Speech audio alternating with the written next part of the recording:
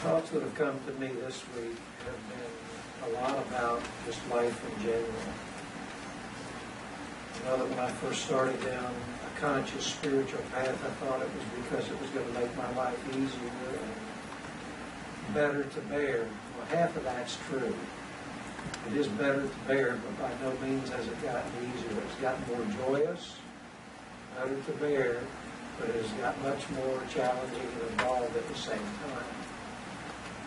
I was doing a class yesterday, and some new people had come to it, and I was doing it on different study methods for approaching spiritual development. And this one gentleman interrupted me, and he said, you know, all this study and all these rules and all this systems and religions and etc. He said, isn't it just being compassionate for your fellow man every chance you get, being kind and being charitable? He says, why do you have to have all this spirituality in it? And I said, where do you think those ideas come from? They don't come from our physical existence, our senses, and our instincts. They come from the higher mind and our belief and connection to that higher mind of God, however we approach it, through Native American traditions, through Christianity, through spiritualism, through being Muslim, whatever it is, however we approach that idea of God, those higher ideals come to us of charity, hope, faith, and kindness. Because our instincts do not encourage that. Our basic animal instincts encourage us to be gathering, to be sheltering, to be taking everything we can take, every chance we can take it, so we're prepared for when something comes that we don't know is coming.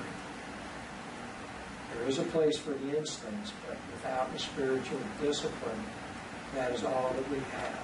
A day-to-day existence, a day-to-day view of things, rather than an eternal view. We have an eternal view of our life through the idea of God, through the connection to God, however we approach it, whatever way we choose to do it.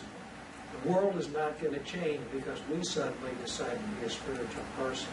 You're still going to run into the same people you used to run into. You're going to run into the same attitudes you used to run into. The world is not going to change because you choose to change. But you definitely have a more joyous path to walk when you connect to that idea. And that's the primary benefit that I have come to. Not a relief of the challenges of life, but a joyous approach to those challenges in life, most of the time. Some of the time, the instincts get the better of you, but a few moments of peace is worth years of frustration. A few moments of peace and joy can produce such a healing in your life that it is unexplainable. I remember the way that I started my spiritual path, conscious spiritual path. We're all on a spiritual path, whether we consciously participate in it or not.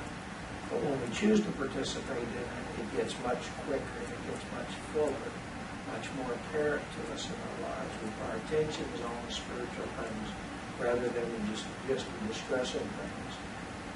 And my conscious involvement in my spiritual path came about when I was in a detox center. I was about 35, and I had been forcibly put there by my family because they were afraid for the safety of those around me, not my safety, but the safety of those around me.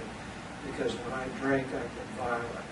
And I was forcibly put into the center one night when I came home from a huge bar brawl, and the police were knocking on the door, and they chose to put me there. And I fought those people tooth and nail for the first 2 weeks. And one day I was sitting in 6 days a week, you had to go to things that you were forced to go to classes. 6th day was Sunday, and you didn't have to do anything on Sunday.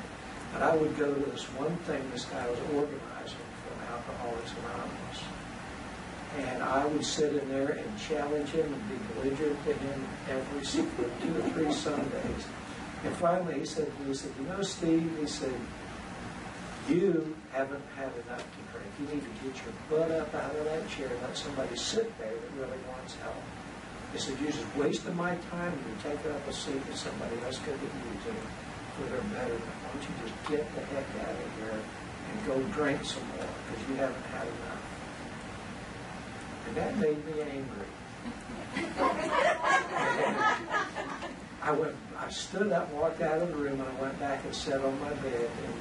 And it was a lockup center. You couldn't leave. And I'm just sitting there, and this wave of peace came over me. And I was hearing this hymn in the background. And it was Kumbaya, my Lord. I didn't know it at the time, but it was just the rhythm to it. And I listened to that, and I had about 60 seconds of pure spiritual peace in my life that I had not experienced since I was a child.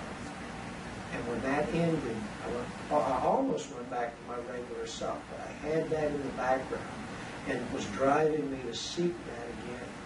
And I began seeking it through disciplines, through meetings, through studying spiritual pursuits, and it went from 60 seconds at a time to an hour at a time, and then it went to a half a day at a time, and then it got to be a day at a time of peace and calm, and then it grew to be more than it wasn't. And that's how it starts, that moment of peace in your life. Whether you consciously seek it or not, it changes what you want in life. And it changes your ideas. Even if you go a good part back to what you were, you'll never be the same again. And you'll begin to seek that your own way.